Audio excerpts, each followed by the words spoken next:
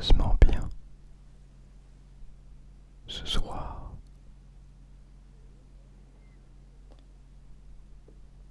je suis très heureux de vous retrouver dans cette vidéo qui sera pour toi.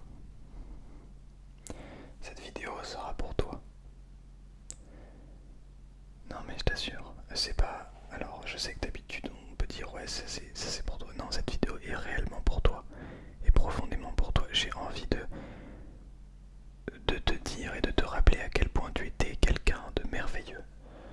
Quelqu'un de formidable. Et que en fait, peu importe ce que tu penses de toi, là tout de suite maintenant, de t'aider et de te rappeler réellement, parce que je sais, j'en suis sûr et persuadé que tu es vraiment quelqu'un de magnifique, quelqu'un d'exceptionnellement gentil et attachante, et, et que tu as ce pouvoir d'attraction qui donne envie à tout le monde de venir te voir, de venir te parler. Mais c'est vrai que parfois on a besoin, et moi le premier, on a besoin de quelqu'un pour nous le dire. Donc voilà, cette vidéo elle est dédiée pour ça, parce que j'ai réellement envie de t'aider et de te rappeler à quel point tu es magnifique. Alors juste n'oublie pas, c'est vrai qu'on a tendance à tout de suite partir dans cette optique de ne t'inquiète pas, je vais te rappeler tout cela pendant cette vidéo. Et tu vas pouvoir te détendre, donc installe-toi confortablement. Mais avant, n'hésite surtout pas à aller prendre un coup d'eau, d'aller prendre de l'eau, un verre d'eau, une bouteille, peu importe, mais de boire un coup avant de dormir. Même si tu n'as pas soif, extrêmement important. Et, euh, et tu vas voir que tu te sentiras déjà beaucoup mieux juste après, juste après, juste après, juste après, juste après.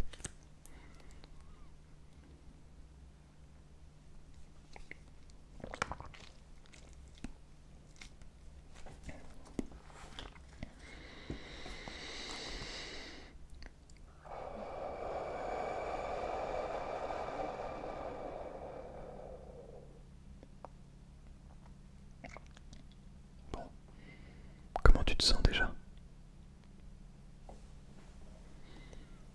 Ok, ok, d'accord. C'est pas grave si tu te sens pas merveilleusement bien. Si tu te sens merveilleusement bien, je suis très content. Et j'espère que cette vidéo t'aidera quand même à te sentir encore mieux et être vraiment encore plus sûr de toi. Mais si tu te sens pas bien, c'est ok. Faut pas t'en vouloir déjà.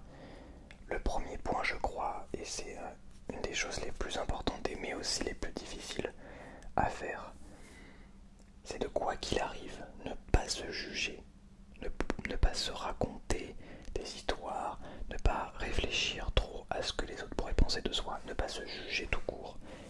C'est déjà quelque chose d'extrêmement important. Je vais commencer en... Bon, je peux parler de moi personnellement, mais c'est vrai que c'est important et intéressant, je trouve, de donner déjà mon point de vue avant de te rassurer sur les choses pour te montrer qu'on n'est pas tous parfaits. Que je ne sais pas comment tu me vois, mais je ne suis pas quelqu'un de parfait, je ne suis pas quelqu'un de... Je sais pas qui s'aime depuis toujours, qui a appris à faire avec ses défauts depuis toujours, etc.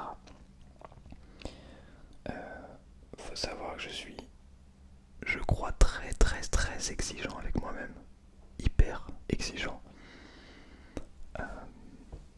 Et parfois, ça en devenait maladif. Et au-delà de l'exigence, en fait, je n'étais même plus dans l'exigence, j'étais dans le jugement de soi.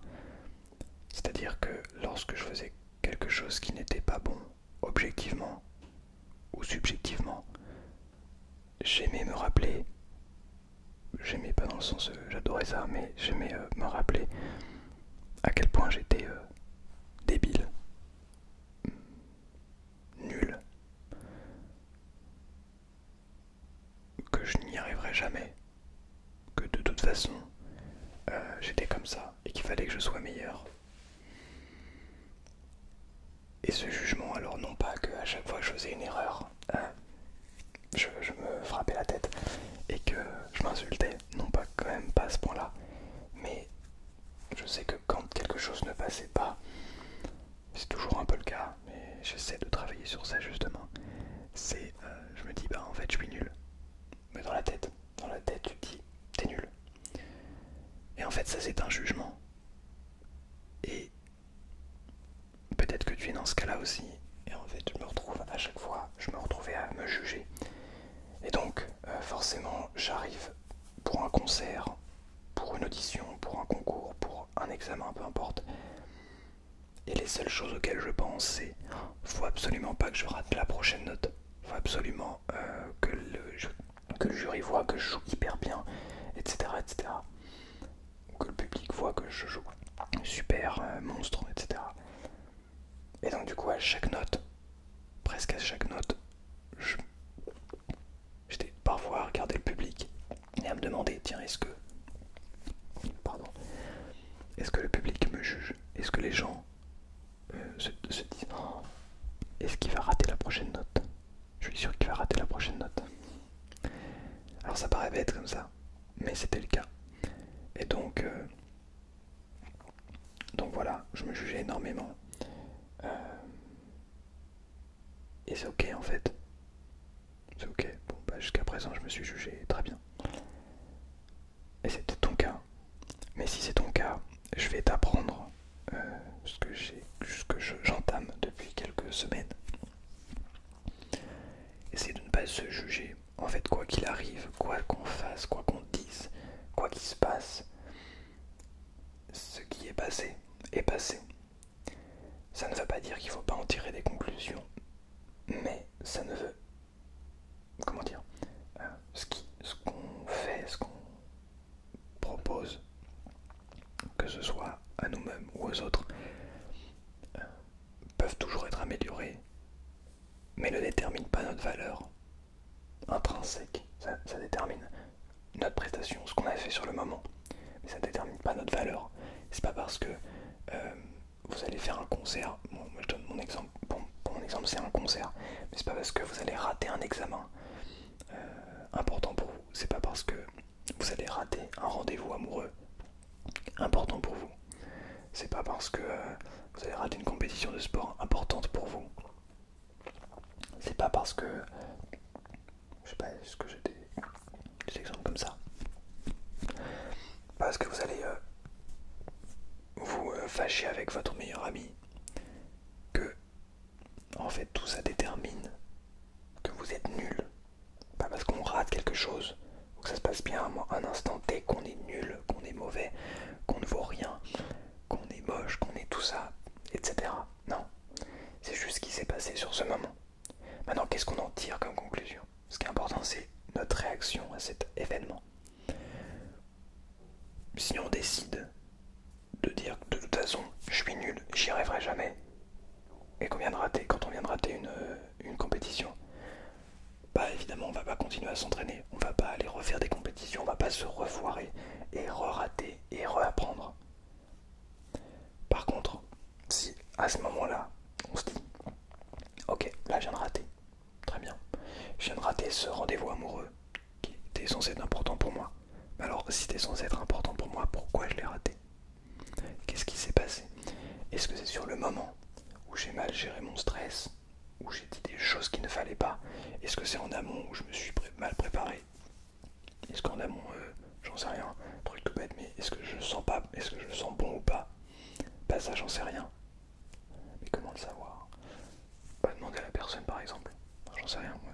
Je vous donne je vous donne des exemples et des idées.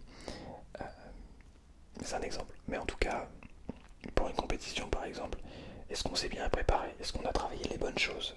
Est-ce qu'on a travaillé suffisamment aussi? Parce que même si tout n'est pas qu'une question de temps de travail,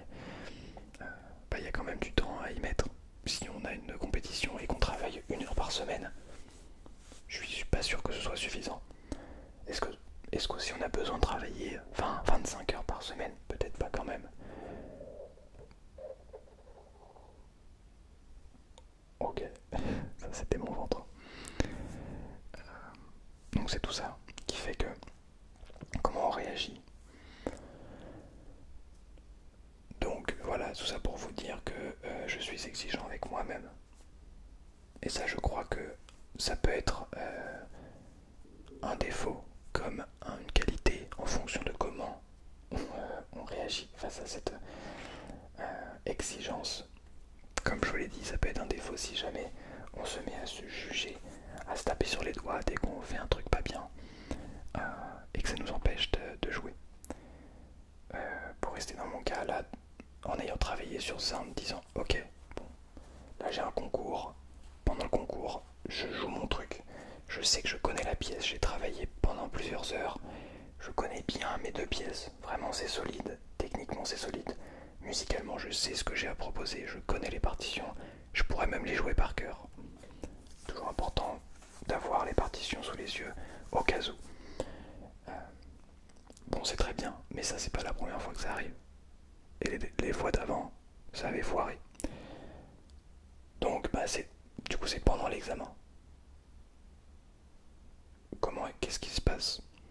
Donc ce que j'ai fait, c'est que je me suis mis en situation avant pour essayer de recréer cet espace de stress entre guillemets, cet espace où on stresse un petit peu pour tu vois, pour recréer cette sorte d'adrénaline et essayer de comprendre ce qui se passe.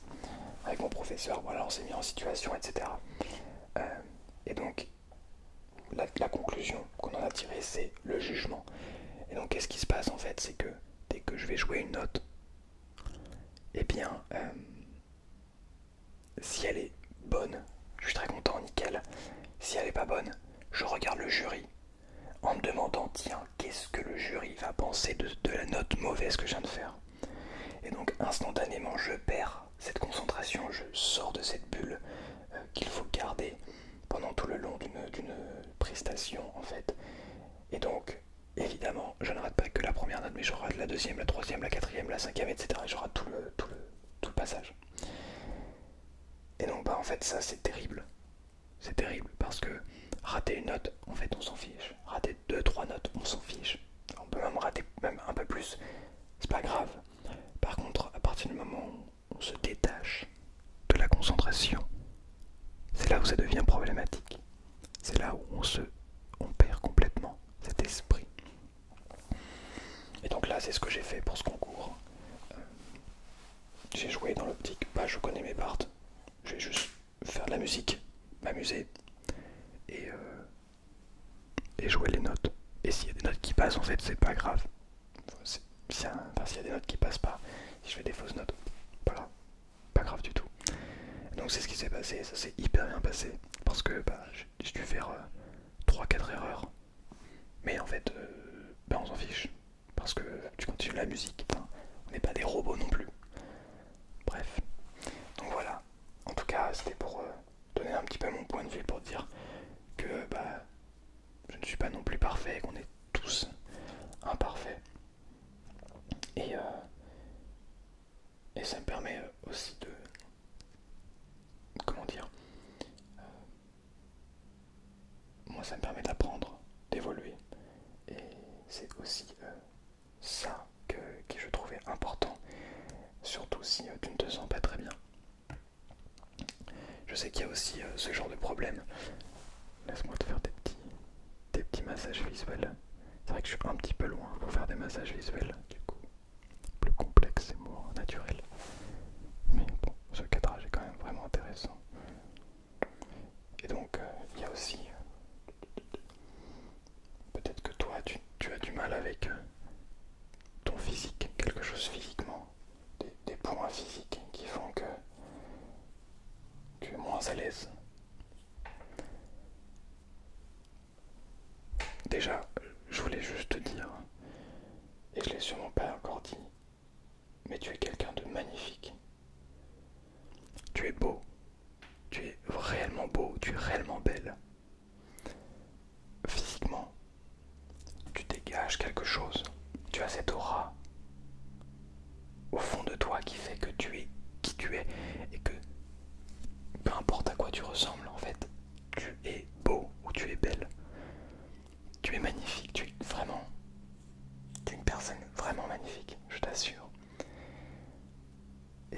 est-ce qu'il y a des défauts, est-ce qu'il y a des choses sur ton visage, sur ton corps, en fait peu importe, qui fait que tu as du mal avec cet aspect.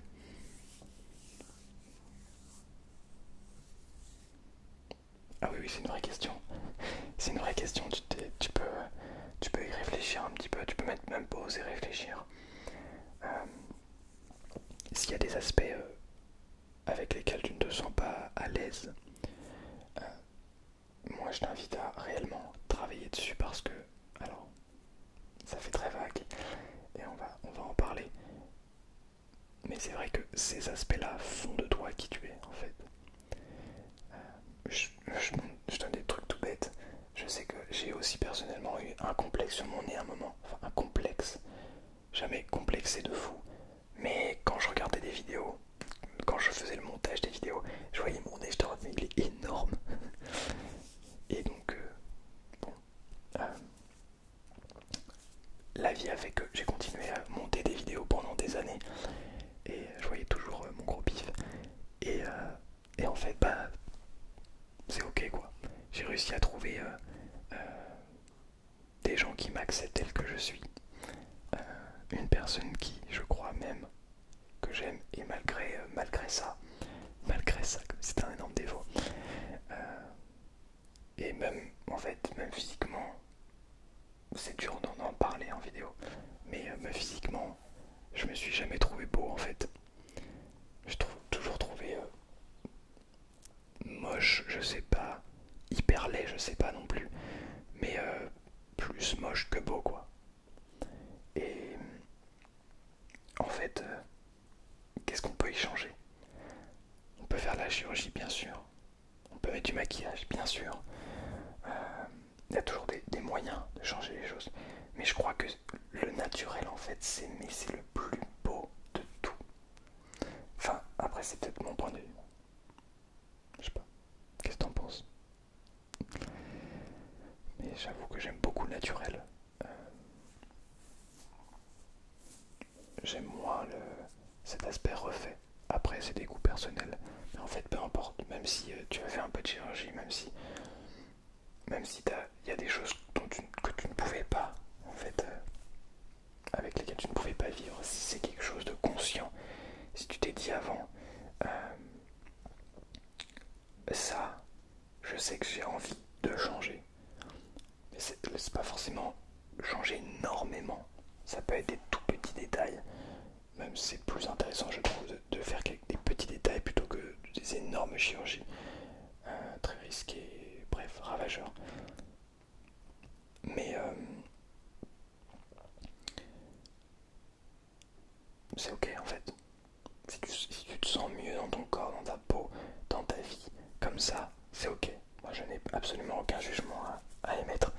Et au contraire, si jamais c'est quelque chose que tu as profondément, sincèrement envie de faire, n'hésite pas.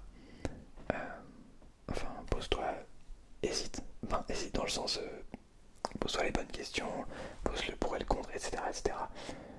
Ce que je veux dire, c'est que tu fais ce que tu veux, tu es libre de faire ce que tu veux, de ton corps de toute façon. Et ce travail, en fait, que tu changes quelques trucs, en fait, il restera quand même toujours là. Ton but, c'est d'accepter qui tu es, parce que peu importe qui tu es, peu importe à quoi tu ressembles, tu es belle et tu es beau. Mais je suis sincère. Et je sais on peut se dire, oh, ça fait bizarre de dire à quelqu'un du sexe opposé ou même du même sexe, tu es beau ou belle. Mais en fait, on devrait même pas avoir honte de le dire. J'ai l'impression que ça ferait presque bizarre. Tu vois, si j'allais dans la rue et que je disais à une fille que je trouve belle, tu es belle, en quoi c'est bizarre? C'est un compliment, tu vois. Mais aujourd'hui, bah, je vais pas me permettre de faire ça parce que je sais que elle peut mal le prendre, que les gens autour peuvent mal le prendre, que limite je peux me faire attaquer physiquement parce que j'ai dit ça, tu vois. Alors que ça veut rien dire. Je suis pas ça ne veut pas dire ça veut juste dire que tu trouves la personne jolie, tu vois, rien de plus. Et donc moi je voulais te le dire à toi, malheureusement, tu n'es pas juste en face de moi physiquement. Donc si jamais tu te sens attaqué, tu ne peux pas m'attaquer physiquement. Donc moi je suis pépère. Donc tu es belle et tu es beau. Voilà. Et peu importe, ça ne détermine rien du tout. Je te dis ça de manière complètement objective. Tu es magnifique. Ok. Ok, tu es magnifique. Maintenant, le mec s'énerve, tu sais. Tu es magnifique. Et tu ne peux pas dire le contraire. C'est un fait, c'est voilà, c'est signé, magnifique, point. Tic, tic, tic, tic, signature et point. Euh, voilà. Donc ne m'attaque pas s'il te plaît. Et encore moins en commentaire, ça ne changera rien à ta vie, tu verras. Ça fera même peut-être même l'effet inverse.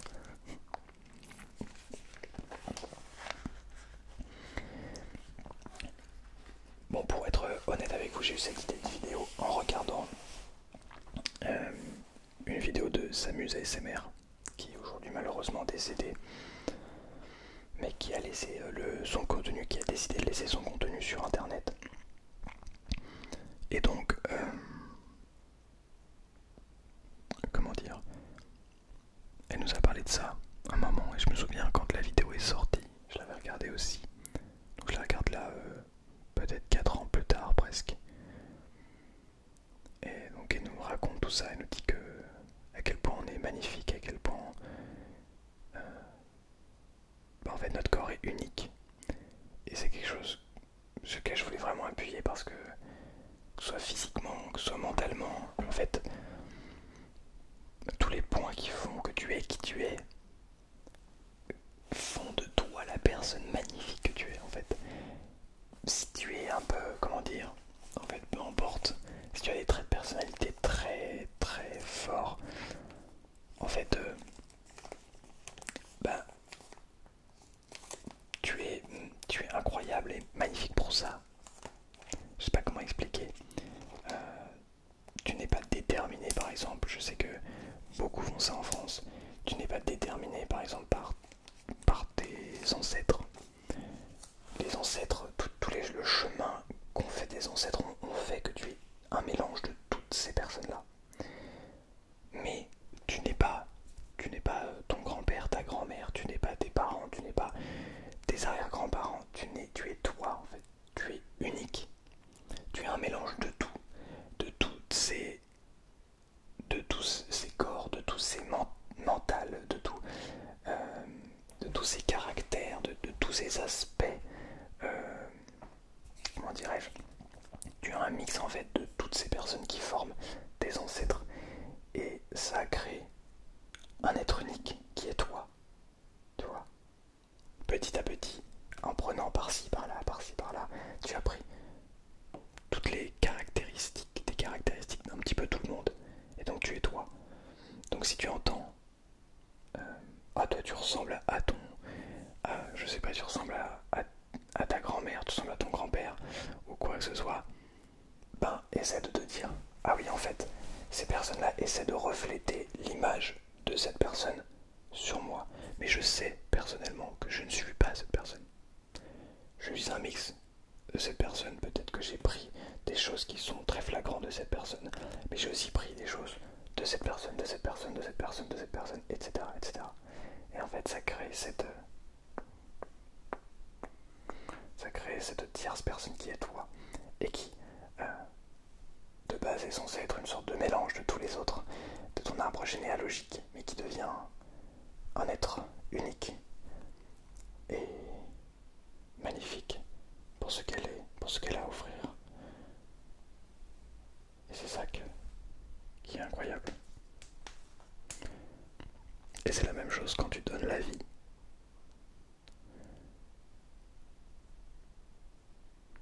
Alors je ne sais pas, je n'ai pas encore d'enfant, mais en fait tu viens mélanger deux êtres humains et tu viens créer un troisième être humain qui n'est en fait pas le seul mélange de ces deux parents, mais le mélange de tous les arbres généalogiques. Et c'est ça qui crée cette personne aussi magnifique que toi, une personne aussi belle. Une personne aussi belle que toi. Encore une fois, le mot belle, pour une personne belle, tu es beau, choses aussi. Tu es beau et toi tu es belle. Mais ce n'est pas uniquement cet aspect physique, c'est aussi tout ce qui découle de justement cet arbre généalogique qui fait que tu es finalement toi au complet. Tous ces petits traits un petit peu particuliers. Et si tu n'avais pas tous ces traits, tu pourrais être exactement comme tous les autres. Si on n'avait pas ces petits traits de personnalité, finalement, on n'aurait pas cet aspect unique qui nous rend complètement différents des autres et magnifique à notre sauce. Et après, eh bien, ce qui est aussi intéressant, c'est qu'on est d'une telle manière, puis on évolue en fonction de notre éducation, des gens que l'on rencontre autour de nous. Tout ça crée des cheminements logiques et explique plus tard beaucoup de choses chez chacun d'entre nous. Des traits de caractère qui s'accentuent, au contraire, qui diminuent avec le temps. Des aspects physiques qui, pareil, qui se développent plus que d'autres. Des aspects mentaux aussi, des manières de réfléchir, de voir les choses, qui se développent plus ou moins. Chaque chose se développe plus ou moins en fonction de chacun. Il y a des choses qui sont très développées, de gens qui partent à égalité en fait. Il y en a qui vont développer plus un côté, plus une partie, comment expliquer ça, plus une partie en fait de compétences et d'autres une autre partie, compétences, connaissances, etc. Et là où c'est intéressant, c'est de voir aussi comment les gens réagissent entre elles et ont l'impression en fait chacun est parti dans une voie différente et ont l'impression que tout le monde, quand on se rejoint ensemble, que tout le monde se connaît, que tout le monde connaît tout de l'autre, que chacun a eu plus de connaissances que l'autre, ce qui est vrai dans sa propre branche, mais en fait quand on met tout à place, ce qui est intéressant c'est justement je trouve, c'est quand on est parti dans une branche, c'est d'en apprendre un petit peu sur l'autre branche, et l'autre on apprend aussi un petit peu sur sa branche, et en fait on en apprend sur un petit peu les branches de chacun et chacune.